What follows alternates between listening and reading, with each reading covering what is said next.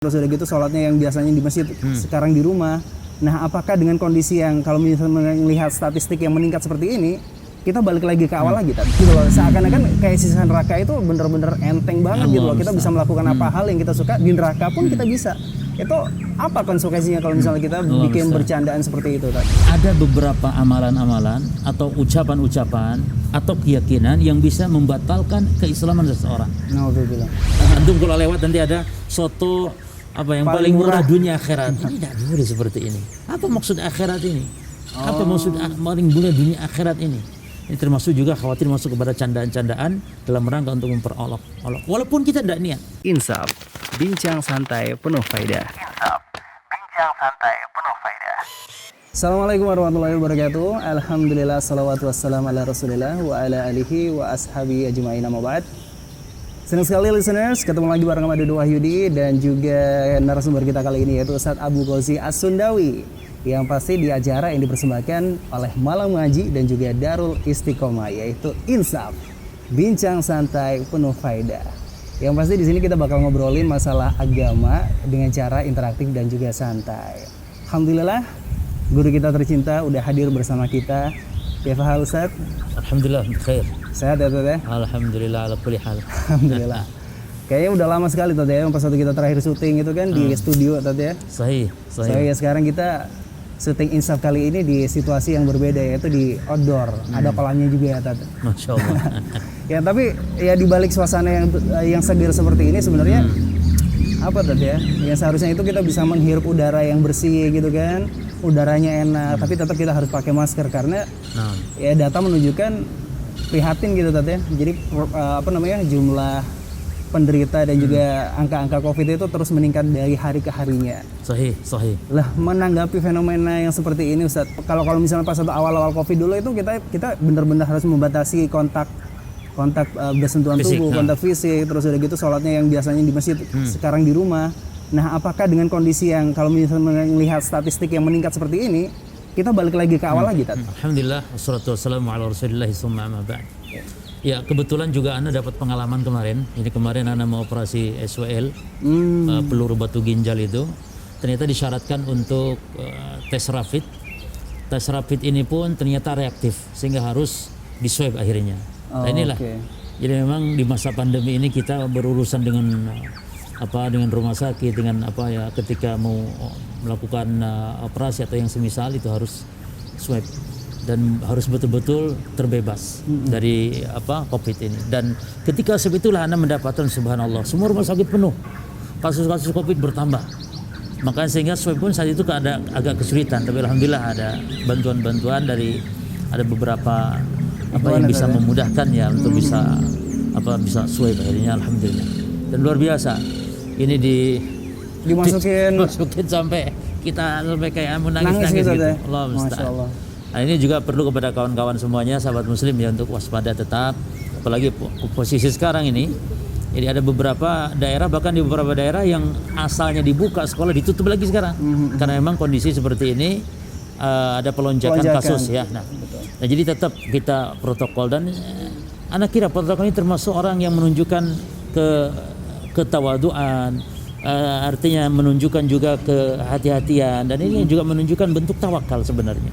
Karena hakikat tawakal kita bergantung kepada Allah, namun tetap mengambil sebab-sebab. Ya, di antara sebab pakai masker, di antara sebab menjaga jarak dan semisal. Hatta bagi orang yang memiliki penyakit bawaan itu juga harus waspada, karena memang rentan mereka untuk terkena. Mungkin orang yang sehat, imunnya kuat, kena pun tidak masalah bagi dia, tapi bagi yang lainnya, mungkin di antara anggota keluarganya, maka anak kita semuanya perlu waspada.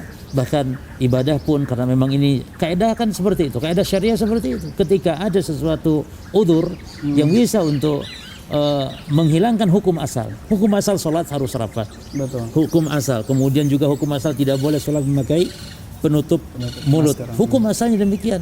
Namun ketika ada wabah, ketika ada pandemi dan ini merupakan utuh, bang, insya Allah memberikan keringanan sebagaimana agama kita dibangun di atas dasar kemudahan. Wa ma'alaika fid din min haraj. Tidak ada agama bagi kalian kesulitan. Ini betul-betul Allah memberikan kemudahan. Nah, insya Allah seperti itu. Berarti balik lagi ke awal tadi ya. Meskipun kita sholat di rumah, tapi tetap reward atau pahala yang kita dapatkan kan seperti yang apa yang kita biasakan ya Tat ya. Karena Nabi SAW mengatakan, "Idza marida al-'abdu aw safara kutiba makana ya'malu muqiman sahihan." Apabila seorang hamba itu safar, seorang hamba itu sakit, maka tetap pahala itu sempurna ketika dia mendapat udzur. Karena safar dan sakit merupakan udzur, Allah catat pahala yang sempurna. Demikian pula orang yang sudah terbiasa ke masjid, namun ketika ada pandemi dia di rumah, maka tetap dia akan mendapatkan kesempurnaan pahala karena meninggalkannya karena udzur. Demikian di antara kemudahan atau samahah dinil Islam, agama kita yang mulia. Demikian alhamdulillah. Masya Allah, Masya Allah. Semoga Allah segera mengangkat wabah ini Tat ya. Ya Rab, insyaallah. Insyaallah nasrullah qarib, insyaallah pertolongan Allah dekat insyaallah. Amin insyaallah. Terus tadi yang ngomong-ngomong masalah hasil swab test itu tadi hasilnya gimana Tat? Alhamdulillah negatif. Jadi ya? makanya kalau ada orang tes rapid ya, karena rapid reaktif, hasilnya reaktif itu awal jangan ini. Kadang-kadang katanya virus lama yang sudah enggak aktif atau gitu, Allah taala alam, yang jelas seperti itu. Enggak, soalnya biasanya kalau misalnya ada tetangga kita yang mungkin aja di swab atau di rapid itu hasilnya reaktif, itu kan udah menanggung beban moral Ustaz. Kadang-kadang sampai dikucilkan sama tetangga sebelah gitu kan, padahal itu reaktif itu belum tentu positif Tat ya. Betul ketika betul-betul positif apa Covid swab, gitu ya. Oh, jadi yang lebih akurat dibandingkan antara rapid sama swab, lebih yang bisa dijadikan acuan yang swabnya. Yang swab ya. Jadi ada 3 cara ya. Pertama diambil darah dari sini, itu yang paling ringan disebut rapid ya. Terus ada lagi yang diambil darah dari sini. Nah itu yang lebih agak lebih akurasinya lebih tapi tetap masih kurang. Dan yang swab itu dari sini diambil lendirnya itu dari sini ya. Nah itu yang sakit. Lebih akurat dan lebih sakit. Maka jangan sampai lah saudara kita untuk itu tadi jadi jaga iman dan juga jaga imun tadi. Tingkatkan iman, tingkatkan iman. Seperti bahasan kita yang dulu itu. Sahih, Masya Allah. Itu tadi listeners yang kita bahas itu sebenarnya dalam mukadimah ya, tentang kita udah lama soalnya nggak ketemu. Terakhir yang pas satu di studio itu udah berbulan-bulan yang lalu, dan alhamdulillah Allah mempertemukan kita sekarang ini di kolam renang. Asik men. Yang pasti topik kita sekarang ini sebenarnya itu ngobrolin masalah yang lagi viral sih Tat. Masya Allah, selalu viral ya. Selalu viral. Diobrolin selalu yang viral, Masya Allah. Selalu yang viral. Ini soalnya obrolannya itu buat Instagram user ini. Banyak dari teman-teman yang mungkin aja kena syubhat ataupun ada masalah yang didapatkan dari media sosial itu tadi. Jadi itulah yang kita angkat. Dan yang terbaru ini yang heboh di jagat media sosial itu yang tentang masalah bikin candaan ataupun bikin lelucon tentang neraka dan juga siksaannya itu seperti apa, meringankan gitu loh, seakan-akan kayak siksa neraka itu bener-bener enteng banget gitu loh, kita bisa melakukan apa hal yang kita suka di neraka pun kita bisa. Itu apa konsekuensinya kalau misalnya kita bikin bercandaan seperti itu Tat? Yang pertama yang harus kita pahami bahwa ada beberapa amalan-amalan atau ucapan-ucapan atau keyakinan yang bisa membatalkan keislaman seseorang. Jadi bisa berupa perkataan, bisa berupa perbuatan, bisa berupa keyakinan. Para ulama menambahkan bisa berupa meninggalkannya sesuatu amalan. Atau disebut dengan at-tark. Jadi meninggalkan sesuatu bisa batal Islamnya.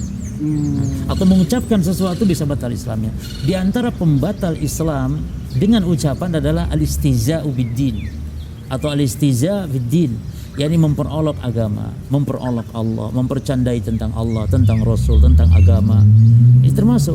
Karena memang para ulama membagi istihza' itu dengan 2 ya. Istihza' sharih dengan ucapan, istihza' ghair sharih, yakni tidak jelas atau tidak yakni secara terang-terangan, yaitu dengan isyarat-isyarat seperti dengan membincangkan mata atau dengan mulut dan semisal. Tapi yang sharih itu dengan ucapan, seperti bercanda tentang pahala Allah, tentang surga, tentang neraka, tentang para malaikat, tentang para nabi. Ini konsekuensinya adalah batalnya keislaman seseorang. Dan kita kalau mengatakan pembatal Islam bukan sedang memponis si fulan, si alan, tidak. Kita sedang membicarakan secara umum hukum orang yang melakukan ini, orang yang mengucapkan ini batal Islamnya. Namun nanti kalau untuk personal, untuk individu lain lagi masalahnya. Lebih rinci tadi. Karena bisa jadi mungkin dia nggak paham, mungkin dia orang melakukannya ada yang karena terpaksa, melakukannya karena dia lupa. Kan orang banyak melakukan sesuatu karena lupa, karena terpaksa, atau karena memang tidak paham. Maka lain lagi. Yang kita bicarakan umum, yakni hukum secara umum. maka itu pembatal keislaman. Mana dalilnya? Allah Ta'ala berfirman dalam surat Taubah, "Qul abillahi wa ayatihi wa rasulihi kuntum tastahzi'un, la ta'tadiru, qad kafartum ba'da imanikum." Katakan Muhammad, apakah Allah, Rasulnya, ya, engkau jadikan untuk olok-olokan? Maka jangan mencari alasan karena kalian telah kufur setelah kalian beriman. Qad kafartum ba'da imanikum. Ini dalil yang sangat jelas untuk menunjukkan bahwa Allah menyebutkan telah kufur setelah kalian beriman. Ini menunjukkan candaan-candaan ya tentang Allah, tentang Rasul, tentang agama ini adalah salah satu pembatal keislaman yang dihukumi pelakunya itu kufur. Yang kufur kepada Allah maknanya batal Islam seseorang, waliyadzubillah. Na'udzubillah min dzalik. Nah, itu sebuah konsekuensi ya yang maka hati-hati. Biasanya ini para artis, para pelawak ya, dia membawa candaan-candaan kepada agama. Walaupun hukum asalnya canda-canda seperti itu tidak baik ya. Karena ingin ditertawakan orang ya, tidak baik. Cuman ketika membawa agama lebih berlipat lagi keburukannya. Ketika bawa agama dalam bercanda. Jadi kalau misalnya yang pas satu dijelaskan tadi untuk masalah uzur tadi ya, apakah ketidaktahuan, ketidakpahaman. Jadi kalau misalnya meskipun mengucapkan tapi tidak dengan hati itu masih belum bisa dihukumi sebagai kufur atau segala macamnya gitu. Apalagi kalau kita berbicara tentang hati ya. Tentang hati kita sulit sekali. Kita hanya menghukumi dohirnya. Jadi dohir manusia, dohir yang kita dengar, kita lihat seperti itu, kita hukumi secara umum bahwa itu adalah perbuatan kekufuran, ucapan kekufuran. Namun masalah pribadinya, apakah kita kafirkan si fulan kafir, murtad dan semisalnya, maka ini ada syarat-syaratnya. Dan, lebih rinci tadi. Ya betul. Jadi tidak boleh dan kita tidak menghukumi secara personal dalam masalah ini. Jadi itu mungkin pelajaran buat para konten kreator dan juga youtuber itu sahih. Yang mungkin aja terkadang yang pas satu kita membuat satu materi ataupun bahan yang targetnya itu adalah viewer dan juga like ataupun ya sebatas itu aja dunia itu sebenarnya Dan tapi banyak juga yang seperti ini. Sekarang ini misalnya inilah acara terindah dunia akhirat. Ini hal-hal yang kenapa harus ada lagi, Anda pernah lihat ada soto yang paling murah dunia akhirat. Ada gitu. Ya, Anda pernah baca, entah enggak usah disebut lah nama sotonya. Antum kalau lewat nanti ada soto apa yang paling murah dunia akhirat. Ini tidak boleh seperti ini. Apa maksud akhirat ini? Apa maksud paling murah dunia akhirat ini? Ini termasuk juga khawatir masuk kepada candaan-candaan dalam rangka untuk memperolok-olok. Walaupun kita tidak niat. Tapi kalau itu sebuah kesalahan, sebuah kekufuran, walaupun tidak niat tetap ya. Nanti secara perbuatan atau secara ucapan dihukumi. Pelakunya adalah merupakan pembatal keislaman.